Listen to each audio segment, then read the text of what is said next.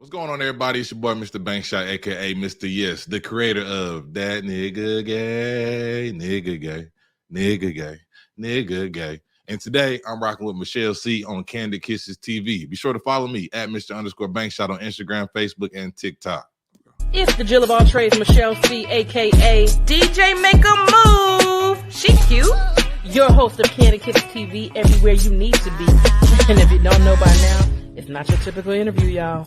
Kandid Kisses blown away. Kandid Kisses TV for tomorrow today. Man, throw that auto-tune on that bitch. Have me sound like Teddy Payne. Hi, this is Kim Cole, and you are rocking with Kandid Kisses TV. It's your boy Talent, baby. Michelle and Kandid Kisses TV. With my girl Michelle C. Don't take it personal. Yo, what's up? It's bruh man from the fifth floor. In the ATL, chilling with Kandid Kisses TV. What's up, y'all? You're watching Kandid Kisses TV. With my homegirl, Michelle. Hello there. Have you asked yourself what you're missing? I have. It's Kandid Kisses TV.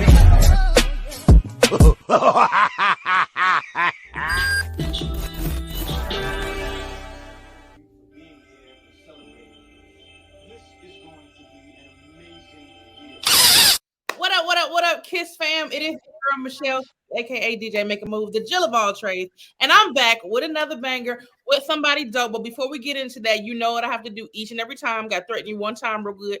Subscribe now. I'm gonna tell you, mama, act like she done raised you right. It's free. It don't cost you nothing. $0 raise. Get it together. All right, let's move on. So I have one of the dopest brothers in the game right now. He's been going viral for quite some time. If y'all don't know, you need to know now. Been doing comedy, been hitting these stages, but most of all, I first learned about him over a decade ago when he started doing them jingles, because you know music is my heart. If y'all know me and y'all fans, you know I love music. Introducing Mr. Bankshot. Pew, pew, pew. Michelle, I appreciate you having me on. What's going on, everybody? How y'all doing?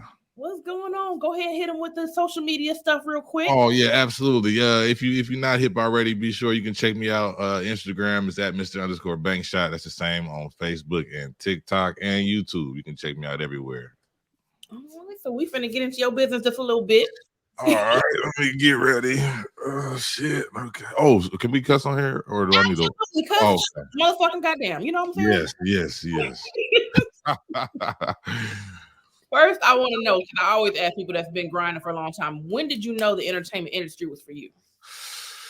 Man, that's a good question. I didn't know it was for me, actually, at first. When you jump into shit like this, it's like you think you're ready for it, but then the internet is a very honest place, and people, they love to express themselves and let you know. But I would say I've been doing this since about like 2013, so damn near a decade for real. And I was one of the originators of just Instagram comedy. I remember, back then it's like 15-second videos. You know what I mean? You couldn't edit and upload. You had to record the shit right there. You know what I mean? Switch outfits if you were doing like multiple characters.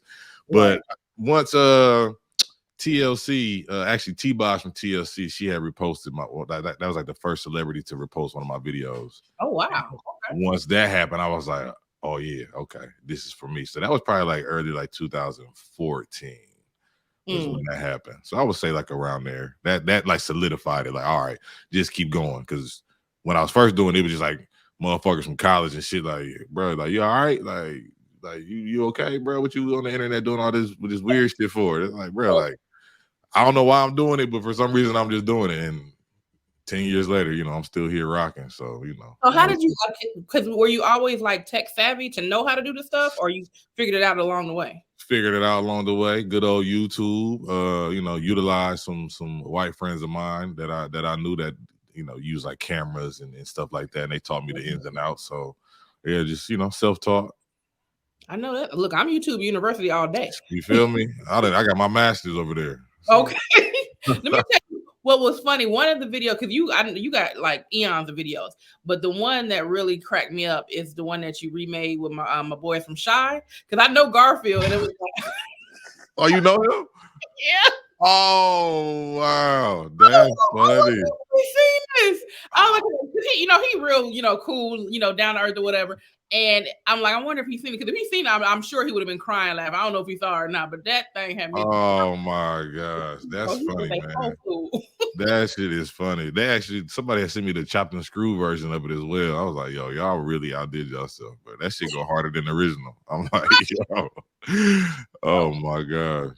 So have you always been like a fan of music like that, or that's just something that kind of just came along the way? Man, since I was like a kid, I always was like trying to replace words in original songs. I don't know why. I don't like the first one I truly can remember that I did was with my brother. It was like one year during Christmas. It was to Jaquan's Tipsy. I don't like it did something with like Christmas. I forgot what it was, but we've been doing that since we was like kids, and that way like it just comes to me. And then like you see people nowadays and they do like parodies and stuff, and it's like it just is so cringe. There's like a certain way to it, a certain way you got to do it, but people just fucking it up. That's why I feel like I connected so much with your comedy and your skits, is because I'm from a musical background and all my family do music for entertainment. So that was something I used to love back in the day, like way back in the day. I don't know if you remember J. Anthony Brown when he used to do Murder the Hits. Anthony Brown. I think so. I think that name sounds familiar. On what was he on? Not the old guy. He's retired now. Tom Joyner. He was on Tom Joyner's show. Oh, okay. Yep. So he used to do Murder the Hits, but before he even murdered the hits, I think like you, like I would hear a song or whatever, and I would either switch the words or I figure out how to make it make sense for me. Because the song might be right, but I'm just like, I would have did this though. Right? Yeah. Exactly. Like one of my first ones that made me say I want to switch it over. Remember there's a song Moke and Stuff? He's mine. He's mine. You may have had him once, but I got him all the time. You can't sleep at night. You don't remember that? That sounds. It's like a real mellow beat. Yeah, it's like way like that was early. Oh, yeah. So that was the first one that I wanted to switch over because I hated the fact that she's like claiming this little trash ass dude. I was like, why would you want this little dusty ass nigga if he's sleeping around? Like, I was like, well, I got to switch that. So that's from that day on. I was like, I'm switching everything I don't like. Man, we're gonna have to work. Then we're gonna have to do some type of collab, but one of these days, man. Oh yeah, I'm down. Listen, I'll pull up because I just started. Well, I ain't gonna say started. I've been in the comedy game for a long time, but I now started getting on stage, and my biggest bits are my mixes of the songs and stuff. So I'm just like, yeah, we got to do some stuff. Yeah, we got to. That's funny. What was your first time on stage like? Oh man, it was. Oh, okay. So I'm gonna give you two different examples. Okay, so I did like a tour of my own. I'm originally from Ohio, and I did like a tour of my own. You said what? My family from there. What part? Madisonville and Cincinnati. Okay. Yeah, I'm from like the Cleveland area. So, but we had me and one of my frat brothers who was doing like my camera work at the time. We had decided to put together like a little 8-school tour. So we went to like 8 different schools. And it was like we didn't know what we was doing, but it still like was like okay. It kind of had like a Chappelle show, Key and Peele kind of vibe where we was like I was doing stand up and like I had like certain like videos that I would show at the schools that I hadn't released on the internet, so like you can only see them if you came out. And then we would find like little local comedians in whatever city we was in to come up and do like 5 to 10 minutes, this, that, and the third. So it was cool. I thought I knew what I was doing, but then I did a college show, and college shows compared to like comedy clubs is completely different. Like it's 100% different. But my first time doing a college show was with Darren Brand from Wild 'N Out. I know Darren. Okay. Carlos Miller, also from Wild 'N Out 85 South Show, and Chico Bean, 85 South Show, Wild 'N Out. Some fucking heavy hitters who like, I was like, yo, like this is dope. And I met them and I was the first one to go up, and I'm up there and I'm just like overwhelmed. You know what I mean? It's probably like at least it was what school was it? I think it was Claflin University in South Carolina. It was their homecoming. It's probably like good like 4,000 students.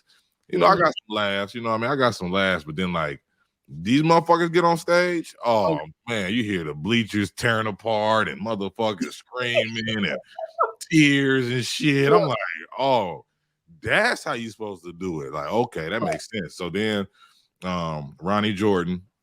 That's the homie. I grew up with him. Homie. Oh man, he's the fucking homie. He took me under his wing, and he was like on a barter system. He was like, "Hey, look, man, I got the formula for this stand-up shit. You got the formula for this social media shit, man. Let's just help each other out."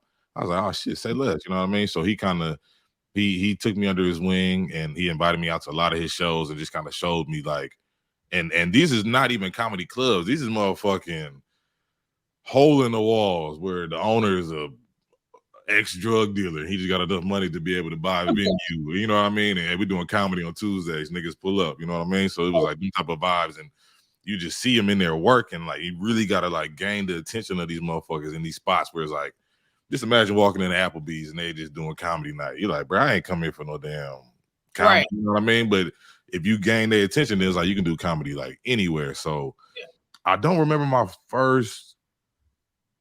It might have been Atlanta Comedy Theater, like my actual first comedy venue that I did comedy at. And it was like, it was good. Like it was okay. But compared to like where I'm at now, like, oh man, it's a whole different type of vibe. So yeah. Cause one thing I've noticed, because Atlanta Comedy Theater was actually my first, like I guess, venue that I did. I had a guest spot for Steve Brown for what was it?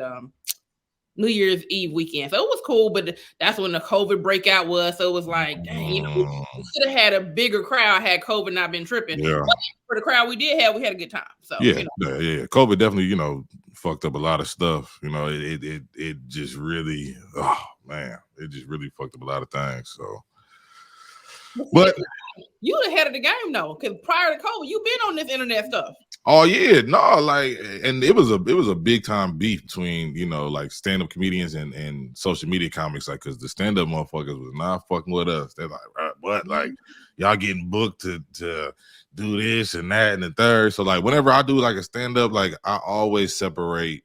Like, I don't really do a lot of parodies like on stage because I don't. Right. And it's like bittersweet because I love doing parodies. I do. And I feel like if you're coming out to see me and you know me for that, you're going to want to see it. But I also just want to kind of give you like a different experience. Like, you know, I look at myself as an artist. So like, if a music artist, if you go see Future perform and this motherfucker start performing songs that you ain't never heard, it's kind of going to fuck up your experience. You know what I mean? But, you know, I just try to kind of. You should give me that old shit, bro.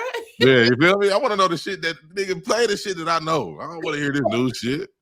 Don't be trying no new shit out on me. Like, yeah. So let me ask you this though: when like, even though you don't remember like exactly, how did you get over the nerves when you first hit the stage? Because I know like everybody has those jitters, and I'm like, I'm still getting on these stages, but it seemed like the nerves just ain't going nowhere. Yeah, they don't go nowhere. I always take a pre-show shit. Like it's always, I just got to get that out of me every show.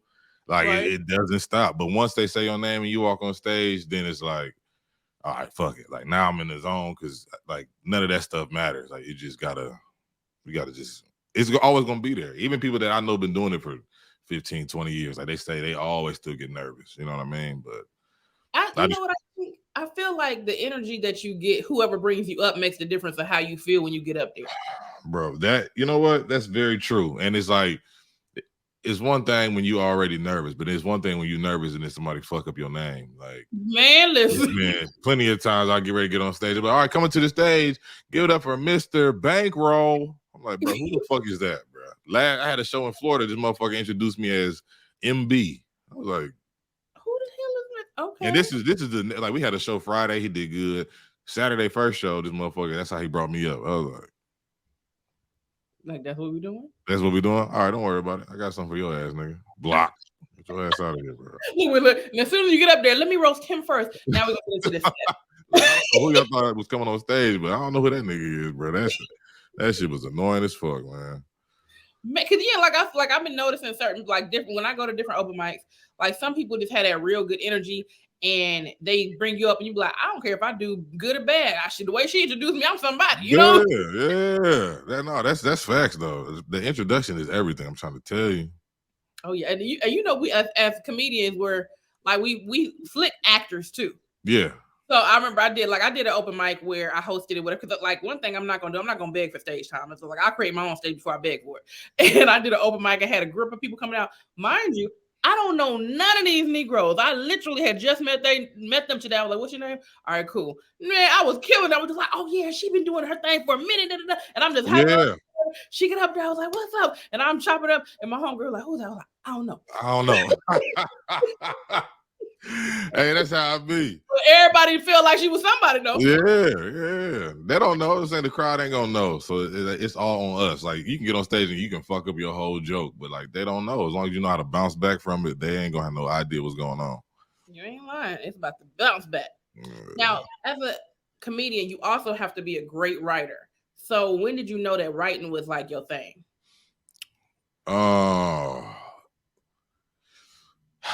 When did I know that writing was my thing? You know, I don't know. This might sound a little arrogant or cocky, but I feel like writing, like doing parodies, is not like the easiest thing to do. So like, if your pen game is pretty nice like that, then just coming up with concepts and ideas as far as jokes go, is it just kind of like second nature in a sense. Like, you just kind of know how to do it. I mean, I was a communication studies major when I was in college, not knowing that it was going to transfer over to, you know, me actually being in front of people, because I would give speeches, and like every time I give a speech, it'd be like some type of comedy aspect in the speeches that I would, you know, because I knew the content of whatever, or the context of whatever I was talking about wasn't necessarily like the strongest. So it was like, all right, let me go ahead and woo them over with some jokes. But then my teacher like had told me like no, like the context is still like, it's still there. You're just adding a different element to it. I'm like, okay, like that's dope. I didn't even look at it like that. So I know I love to write. I think I'm probably the only person still, you know, my age who knows how to write in cursive. You feel me? So me too. I know how to write. I learned that. Yeah, you know what I mean? So I always like to write. I don't know, but I say probably since like junior high, like I've just had a passion for just like writing. So yeah. Now I've been writing for a long time, but I didn't necessarily know that I was a writer until like later on. I was like, oh, I can write. It's kind of like that. Yeah. It's kind of like that. Like, people come up with this. It's like, all right, bet. Like, I'm like, oh, okay, I can do that. Like, no problem. So yeah, it's just like second nature sometimes. Even like I know how to draw and I sketch and stuff. And it was like, well, how you do that? I was like, well, draw this picture. I'm like, all right, cool. How did you do that? I don't know. It's just something I do.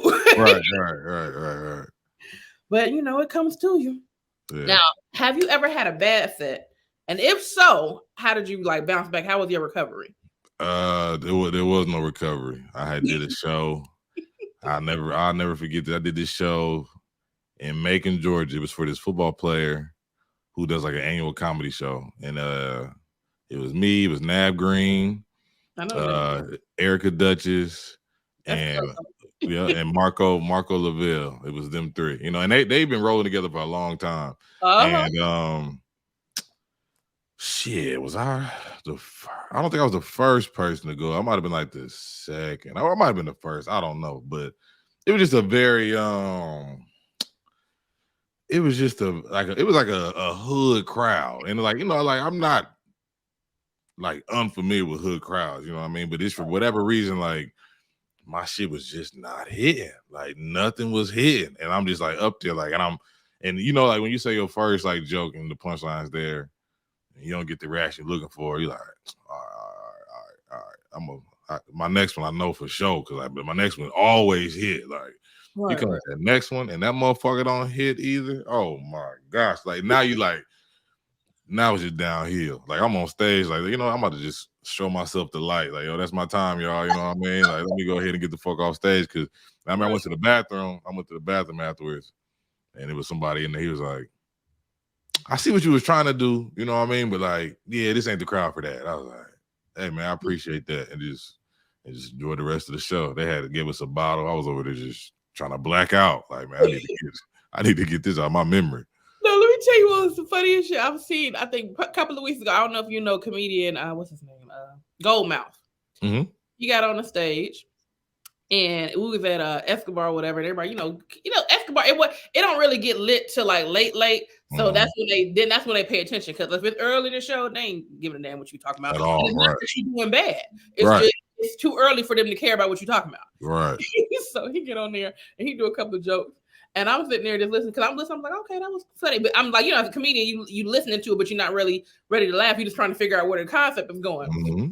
And it wasn't going over. This nigga said, all right, look, I'm finna go get the rest of these jokes out the car. And wait a minute. What? I was like, that was the best joke of all. Bro, that's funny as fuck. I'm about to go get the rest of these jokes out the car. That's funny. That's funny. This shit, boy, when I tell you, I was hollering. I said, you ain't got to say shit else. That's the set right there. I'm about to go get the rest of these jokes out the car. I'll be back. Oh yeah, that's funny. You gotta say that shit when you bombing. That's funny as fuck. Man, when I tell you, I was in tears. I said, oh my God. That's funny. Oh, that's funny. If you wrote a TV series today, what would it be about?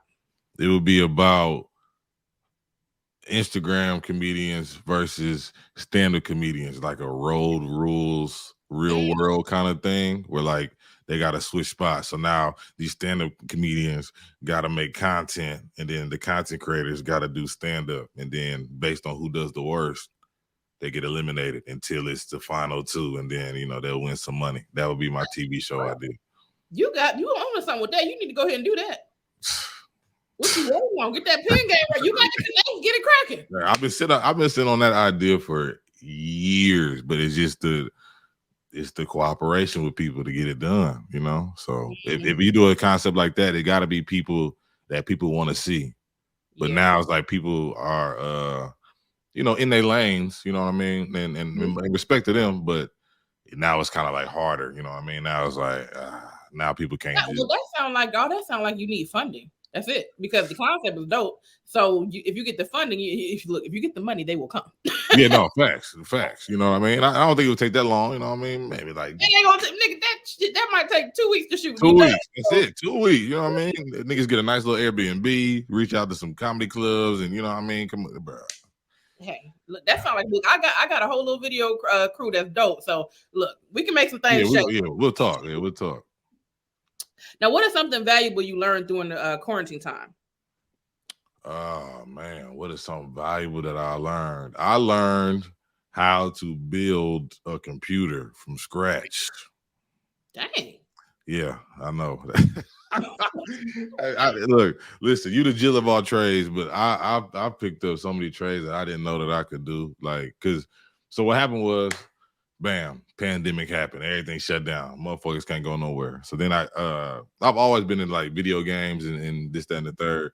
And I got invited into this group of comedians that play Call of Duty.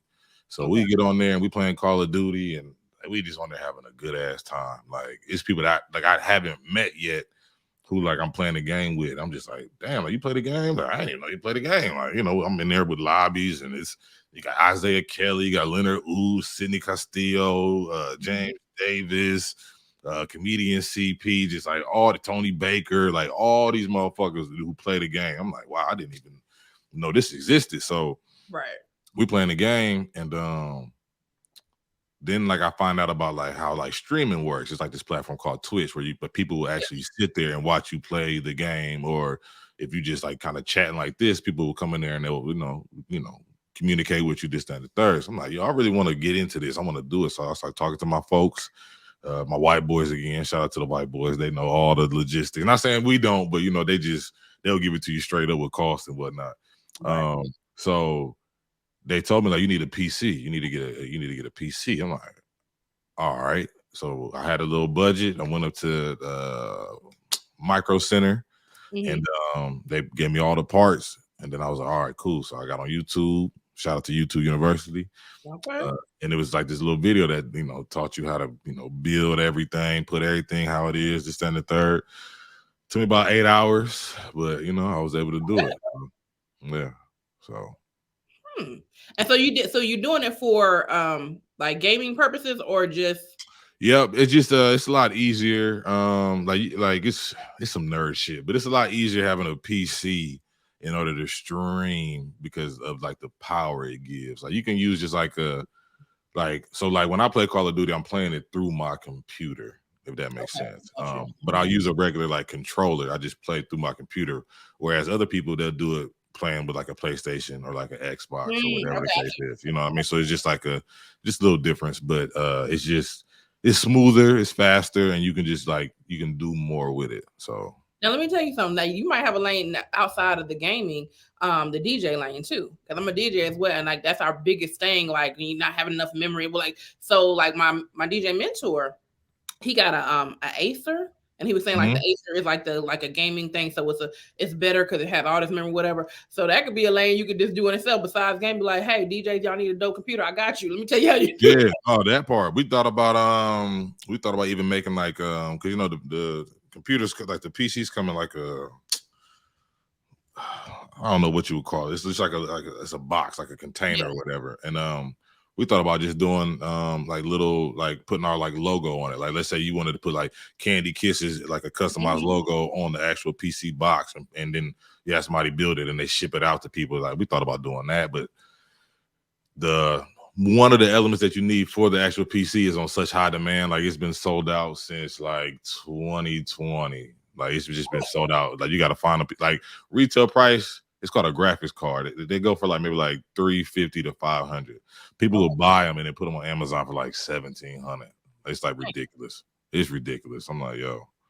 You know what you need to do now. I mean, you got to find a wholesale, and then we got to get the cracking. Yeah, no, facts. All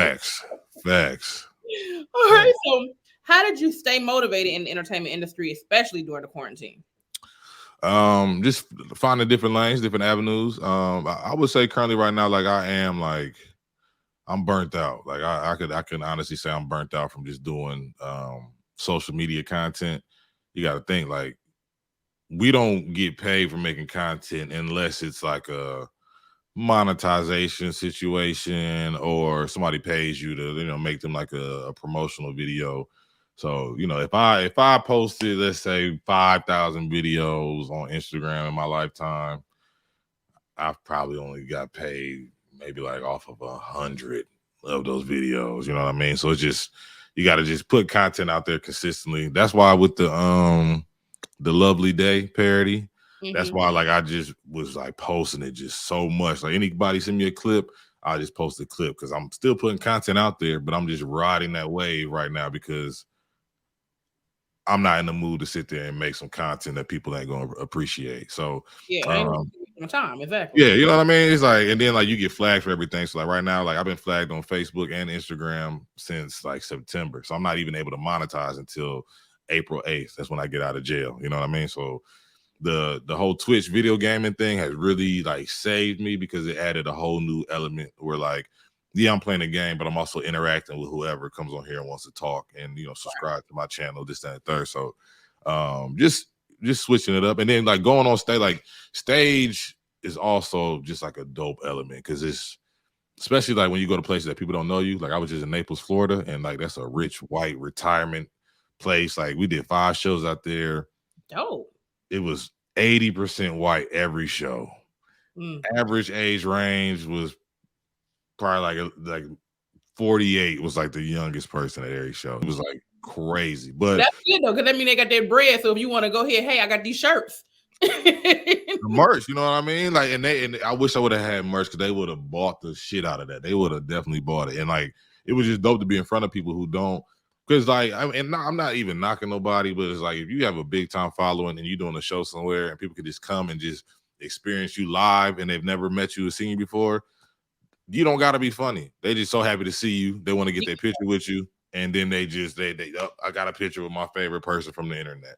Whereas if they don't know you, you really got to like come with some skills. You really got to win them over and make them laugh. And I appreciate those crowds more than like people who already know me. So now let me ask you something. Did you ever have to get through the what is it called? The politics of the comedy lane when you first started? Like, you know how people say, stay on stage. They don't let you on a stage to stay on it.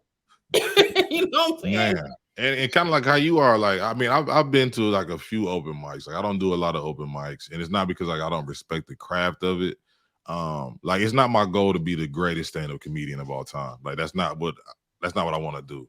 I just want to be the greatest entertainer. I want to be the greatest, parody, person since Weird Al Yankovic. Like that's more so like my lane. I want to write movies. I want to direct. I want to produce. I want to, come out with an album. I want to do all these things. So it's not where like that's what I want to do. So, I respect the craft though. Like I definitely respect the craft. And the more I get on stage, the more it's like, damn, like I want to get on stage. Like, you know what I mean? Like, let me go hit a whole open mic and try out some new jokes and this, that, and third. But my thing is like, I don't want to go fight for no time either, though. You know what I mean? And it's like I could use my, social media card, like, hey, I'm this person, and then skip 10 other niggas who've been waiting to get on, but then I feel like that's disrespectful to them because like they've been here every week for the past 3 years, trying to get that moment. So that's the promoter being a hater. That ain't got nothing to do with you. They don't, but that's not how it's gonna be registered to them. You know what I mean? It's like if you go to an open mic and it's a sign up list, and let's say that I'm number 19, and it's 25 people on the list, and then the promoter recognizes me like, oh, hey, bro, man, I'm gonna put you at number 6. And then that number 25th person is now, kicked off or whatever, or however that is. Then the number 25 gonna look at me like, nigga, you ain't been coming up here no other time. Now you want to come up here the night that I'm supposed to get on stage, and now I can't get on. Like, so, but I mean, that's still not an excuse though. It's still not an excuse. I must definitely start getting into the open mic lane. I like the open mic lane, because it's cool to work out your jokes. The only downfall I don't like about it, like you said, is people don't know what you're capable of. They kind of like, well, I don't know you, so I'm gonna go to the next one. And I'm like, but you know that nigga either, but you let that nigga, you know what I'm saying? That's the only like where you feel like, well, in order for you to know me, you need to allow me to introduce myself. Yeah, the facts. Yeah, facts. That's facts. Now, during the quarantine, everybody was on that verses real hard. So before we get to that, who is your favorite rapper or singer and why? Oh my gosh, Project Pat is my favorite rapper. Really? Man, that's funny. I know. I ain't never heard that in my life. I mean, he dope, but I've never heard anybody say Project Pat, man. Project Pat is my favorite rapper of all time. Very close to runner up, and it's very, very close to be Gucci Mane. But Project Pat, because I was like 12 or 13 when I was able to buy like CDs from the store. Mm-hmm. And I remember for some fucking reason I wanted to go get that damn Silk the Shocker album. Why did I feel that in my spirit that was coming? Project Pat, Silk the Shocker had to be. He wasn't that far behind. It wasn't that far behind, but like I for some reason I just had liked the whole No Limit, and I was all Silk the Shocker shit coming out. Like let me go get that. I think that's when him and that Trina song, You Need a Lover and a Friend. That's cool. I think that's when that was out. Mm-hmm. And Cage, go to your Cage. Go. And my friend that went with go. And my friend that came with me to the store to go buy the CD, and we get there, and Project Pat CD had just dropped the same day. He's like, man, that's a CD that you need to get. I was like, who is Project Pat? Never heard of anything, like none of that. Mr. Don't Play, name of the album. I'm like, okay. Right. So I put on Silk the Shocker's album. It was not doing it. It was not hitting for me. I'm just like, okay. One song out of 17 songs. Oh man, terrible. I put that Project Pat on. That shit was thumping. The whole Chicken Head was the first song. Okay, it had to be the Chicken Head album. The Chicken Head album, Don't Save Her, Ooh, Nothing, like the whole album. I'm like, yo, this shit. That's the one, Don't Save Her. She don't want to be so. Yeah. If you ain't from my hood, you can get from right, bro. That whole album was just. I still listen to that album faithfully to this day. Like, now, you know what album that was dope, and I bought it just off of just randomness. That damn first Juvenile. You understand? Oh. Man, listen. That 400 Degrees. Yes, and I wasn't even a fan like that, but I had that album. I was like, this shit go hard. No, that shit. That's another one. That's a classic. That's right up there with that Project Pat. That 50 Cent Get Rich or Die Trying. That was another good album that you could just play all the way through. But like, I don't think Juvenile gets his. I don't think he gets his flowers like he should. No, he don't. Do. Wow. So, with that being said, we're gonna switch on over to the verses. Which was your favorite verses of all times? And if you could pick a verses right now that has not been done, who would you want to see in the verses? Okay. Greatest verses of all time is Gucci Mane and Jeezy. Okay. Just because of the history of the beef and Gucci Mane being my, damn near my favorite rapper right there with Project Pat. And a verses that I would like to see would be Lil Wayne versus Future. Really? Okay. They got a lot. Like Lil Wayne got a lot of songs. He got a lot of songs. But Future got a lot of songs. Like bangers. Like everybody talk about like Jay-Z and Future on some, or Jay-Z and Wayne, I'm sorry, as the two greatest rappers alive. Jay-Z makes great music, but like it wouldn't be the vibe that I'm looking for. You know what I mean? It's like, yeah, Jay-Z makes great music, but like, how many times have you went out and actually heard like Jay-Z songs in the club? Right. Like you don't really hear them all like that. Maybe like Dirt Off Your Shoulder back in the day, or I'm a Hustler, baby. Like, you know, that one. But like Future, his shit getting played in the club. Lil Wayne shit getting played in the club. I want to see a Lil Wayne versus. The only reason I don't know about Future because I only know like 3 of his songs. No, he got a lot. He got a lot of songs, like a lot of songs. He might got songs that I know but don't know it's him. Because you know, some people sound like Future now. It's like, I don't know if it's Future or him. You know, I would say like a T.I. versus Lil Wayne would be dope. That wouldn't be bad either, because T.I. got some bangers too. T.I. got a lot of bangers, and he got bangers that like get played in the club and just shit that you can ride around to or smoke to or whoop a nigga ass to. So it's just, you know. I became a T.I. fan when he came out when he started working with Toomp, when he did 24s. Yeah, that was my first time. Yep. I had to get that album, and then I had to go back and get all his albums because I think was what was that? I think it was trap music. It might have been Urban. Was it Urban Legend? I don't remember. I know one thing. Whoever was on the album, they had that song with David Banner, and it was Rubber Band Man on there. But he did another song called it was I don't know. I think it's called The Countdown. 5, 4, 3, 2, 1. You're done when I see. Oh yeah. I was like, that's my shit right there. Yeah, that's funny. Name one of your top favorite female comedians. One of my top favorite female comedians would be Erica Duchess. Actually, I got a few. You got Erica Duchess. You got Kelly Kales. Okay. She a Delta. You said somebody Delta? Who's that? Kelly Kales. Kelly Kales. She's a Delta. Delta. Somebody. Oh, Kelly Kales is a Delta. Oh, gotcha. Okay. Yeah. You got Just Niche. Mm-hmm. I think she's from Chicago, I believe. I them work with her at this school one time, and I got to work with Erica a bunch of times too. So them three, them three right now I would say is like they my favorites. They definitely my favorites. But I most recently worked with Erica Duchess. We did Trade Day weekend out in Houston. Oh, she motherfucking told that shit. Oh man. Now Erica is so funny. Erica is my cousin, but we found out we was cousins by accident. How? So my first cousin is her cousin as well, and we were at a matter of fact, it was my aunt's birthday party, and they rented out my mom's little clubhouse or whatever. Like, what you doing here? She's like, this is my family. I'm like, it's my family too, nigga. She's like, oh, I guess we're family then. Oh, that's funny. Wow. I used to do skits with her Nav, and Marco like a while ago when they was doing them real heavy. I did a couple with them. But yeah, that's fam right there. That's what's up. So you need to be in your top 3 next time. Hey, facts. So I'm gonna hit these stages and try to connect with these people because I'm still learning the game on the aspect of, because like you said, like the open mics is cool, but I'm so business minded because I've been in business for myself for over 18 years. I can't see me just going out every night for free. So I got to figure out how to get on these paid shows, you know? That's why I don't really go out to a lot of clubs. I'm like, bro, ain't nobody gonna pay you to come out if they can just catch you out every Thursday, Friday. You know what I mean? So that part. Now, what are some words of wisdom you would give any upcoming entertainer or entrepreneur? Man, it's so just repetitive.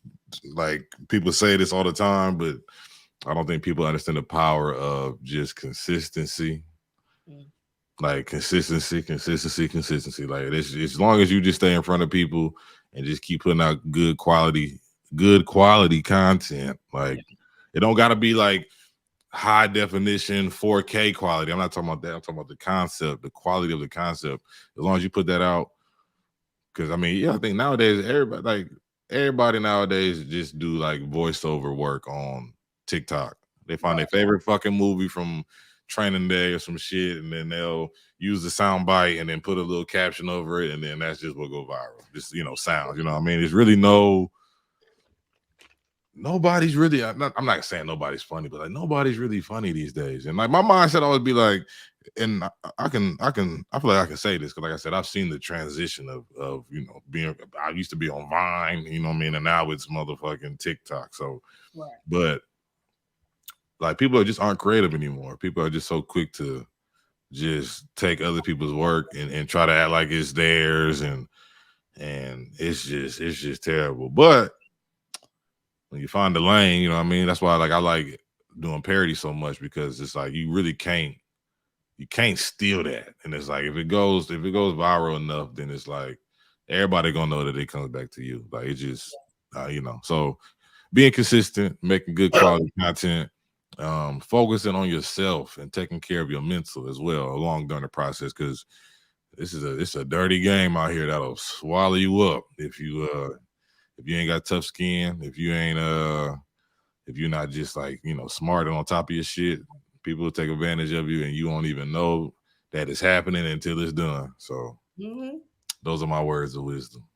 Well, let me ask you something, because speaking of that, because with your stuff going viral and stuff, I've been hearing it, well, I know it's a fact that you can't really copyright a joke or whatever unless you actually have like a special or whatever the case may be. With your stuff going viral, how do you keep it yours?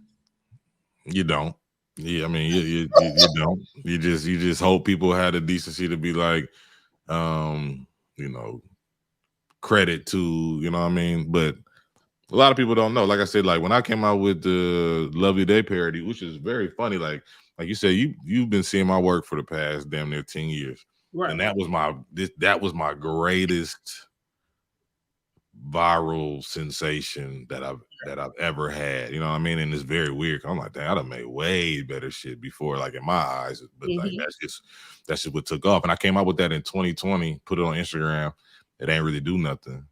2021, I put it on TikTok, and then that's when it just got the fuck up out of there. Like it just went stupid crazy, and there was somebody else getting the credit on there first. I had put it on there. They flagged my video. And said it was music, right? Not even the music. I think it was like the concept. It was like just like the fact that it said gay or whatever. So they took it down. Somebody else uploads it. Just allows it just to go crazy. Like I'm like, what? How does that even work? You know what I mean? But then I was able to put it like on Apple Music and Spotify. So I think now when people use it, it'll say contains music from, and then it'll be like my name. But like by the time I did that, like the damage was already done, But like people know now. Like I go to shows and stuff, and people, hey, can you perform that nigga gay? I'm like, all right, well, I guess I'll do it, man. And it was just like right around the time it took off, I had got real like sick. I had an abscess in my throat, and like it started like swelling up real bad. Like I couldn't breathe one day. Like I went to the hospital, and they was like, "I'm glad you came today, because like any longer, like you might have choked on it or whatever." And I was like, "Damn, that'd be crazy. Like if I would have died, like that would have been like what people would have been saying on social media, like." Creative, that nigga gay dies from throat issues. Like damn, like that's how I go out. Like damn, he got a ball stuck in his throat. Got a ball stuck in his throat. The creator of that nigga gay dies from ball throat. But but look at God, he saved Look you. at God, he saved me. He saved me. I'm like, yeah, that would have been terrible. Oh my God. I gotta talk to you about that, because when you said the Apple and the Spotify, like, how are you getting around the quote unquote copyright issue with that? You can when you go to upload it, you can upload it, and you can say that it's like a cover or like a parody. So that way it's like you're not really gonna make like any type of like real money off of it, which I don't like to make money off my content, but it's like I don't never put out content with the idea of like, oh, I need to make, this amount of dollars with this, you know what I mean? So it's just like, yeah, I'll take it, y'all play with it. It's all about just staying relevant. You know what I mean? Like if you can stay relevant. I asked that was because I have some parodies I want to put up, but I don't want it to be taken down because, oh, that's not your music. I know, but I just want people to hear what I did. Yeah, no, I think especially now. I think now they're real kind of like lenient on the music and stuff, because like I said on TikTok, they use music and stuff all the time. And then like if I'm looking for I'll go on YouTube and look for instrumental. But like now what I'll do is I'll look for like an instrumental remake that somebody remade from scratch, so that way it won't have like whatever they check that like flags or whatever though. But yeah, you can upload stuff on Apple Music and Spotify, and then just deem it as a parody or a cover, and then like they'll let it stay up. So Now that one, the one that you're speaking of now, that's funny to me is because when I heard, I mean, it was funny anyway. But my sister-in-law has like a hairline business, and that's one of her favorite songs. So every time you had to go on her online and order her, you got to hear that. I'm like, I'm so sick of this song. So when I heard you remake, I was like, good. Now I don't have to remember that stupid. Maybe I can new one. Bro, people tell me that all the time. Like, bro, I don't even hear the original song no more in my head. Like, whenever that song comes on, like all I hear is your version. I'm like, man, that's why I do it. That's what I like to make people forget the original. Like, exactly. Now name one entrepreneur you admire and why. Man, name one entrepreneur that I admire and why. I'm gonna have to go with my guy Tyler Chronicles. He's a comedian, but he also Oh, I'm telling people who don't know, who Tyler is. He does merch. He writes for damn near every show that you can think of. He works out. He's like I'm naming, like, he works out. He's pescatarian, so he eat right. He writes. He's a beast on stage. He's funny when it comes to content. And last but not least, this motherfucker ain't got no kids. Like, you ain't got no kids. You've been in the game for this long, around all these women, and you ain't got no kids. That's somebody that I look up to. Somebody who can just be involved in a lot of shit, making some good money, been on TV shows, and just no kids. Any ball like me, you feel me? So, shout out to the ball niggas out there representing. So the main takeaway from that I receive is he ain't got no kids. I mean, he keep all his money. So he keep all his money. He keep all his money. Listen, same here. I ain't got none either. All the coins. Hey, okay then.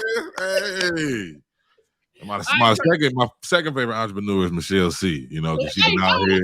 Hey, she's been in the game for about 18 years doing her thing. You know what I mean? Still out here hustling, keeping all her money because she ain't got no kids either. That part. Yeah. Look, that's actually one of my little bits. I don't have no kids. My mom want me to have kids. Like, I gave her a grand dog instead because I ain't got time. I'm not. Man, I just got my dog. I had adopted her in around Thanksgiving, and I'm like, yeah, I really don't got time for these bitches because they no, I can't have no kids right now. She ran the show. I saw how she was doing. You see, I need time. Like, she always need attention. Like, oh, come on, I'm working right now. Like, chill. Like, dang. Not least, we are getting to our fun segments. Our first one is Kiss or Diss, and that is just celebrity crushing. You decide who you kiss and who you dissing. Okay. All right, we got Gabrielle Union or Regina King. Who you kissing, who you dissing? Gabrielle Union or Regina King. I'm gonna kiss Regina King. Okay. I'm gonna kiss Regina King. Only because I'm not dissing Gabrielle. I'm dissing her, but I'm not dissing her because I know she's married. You know what I mean? She got a husband. I don't know if Regina King got a husband or not, but if she do got a husband, I don't know of him. So that's why I'm gonna kiss her. You know what I mean? I know D Wade, so I ain't really trying to, I ain't trying to get into no beef with D Wade. So yeah, kissing Regina, dissing Gabrielle. All right, we got Chili of TLC or Coco of SWV. Who you kissing, who you dissing? You said Coco of SWV? Mm-hmm. I'm gonna kiss Coco SWV, and I'm gonna diss Chili. I don't even know what Coco from SWV look like. I fuck with SWV. Oh, the lead singer, that's her. Okay. I know she look like. I know Rain Down. I fuck with SWV, but the whole Usher Chili situation just kind of had made me just second guess, and then Usher. They were saying that he had herpes, and he was with Chili. So it was like, if he was with Chili, ain't no telling that she got it, and I don't want to be kissing nobody that might have. Well, so yeah. Okay. Kissing Coco, dissing Chili. All right. Last but not least, Cicely Tyson or Barbara Jordan. Who you kissing?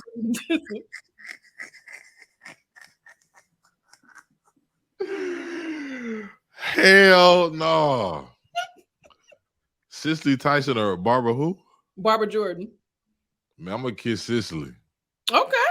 I'm gonna kiss Cicely, and just because you can't diss the deceased. That's why. All right. Well, moving on. D.A.Q. That stands for dumbass questions. They're just random fun questions I want answers to. Okay. If you could make up a word that will be included in the dictionary, what would the word be and what would be its definition? Yes. Okay. You gotta say it though. Yes. Yes. Is. It's like piss, but with a Y. Okay, is. Yes. And it just means like all right, like yeah, like I agree. Just yes. Okay. If you could smack anyone in your past that you know personally with no consequences, who would it be? Oh man. Like I can reach back and smack him. Robert, you were ready, ain't you? Like, man, what? I can reach back and smack him. Yes. Oh man, it'd be my brother. It'd be my brother. No doubt about it. I would close hand slap him just because he a knucklehead. That's it. Okay. Golly. Oh man. He just made me upset. Okay. This is perfect for you. If you had to remix the Sesame Street theme song to a trap song, how would it go?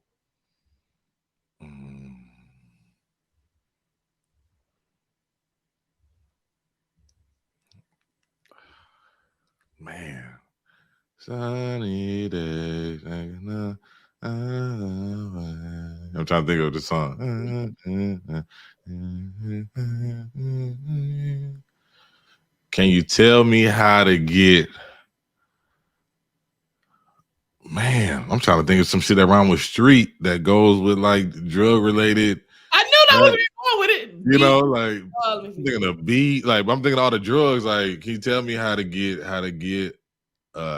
eighth of some weed? You can do that. Yeah, you get eighth of some weed. Yep, that's what it'll be. Damn, you about to let me write that down. Listen. If I inspired, I gotta be on the track. Oh, you gotta be. You gotta be. Dang, that's funny. Wow, that's funny.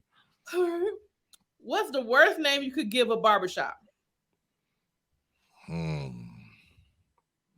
worst name you could give a barbershop. I'm going with pushbacks.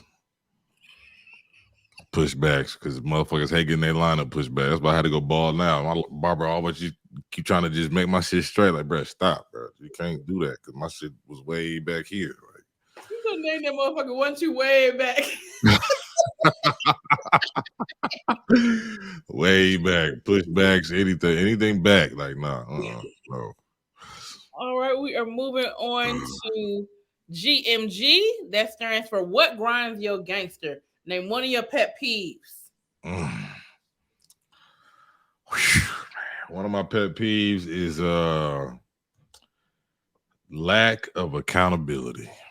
I don't like when people they request something from you, but then turn around and don't do the same shit that they're requesting from you.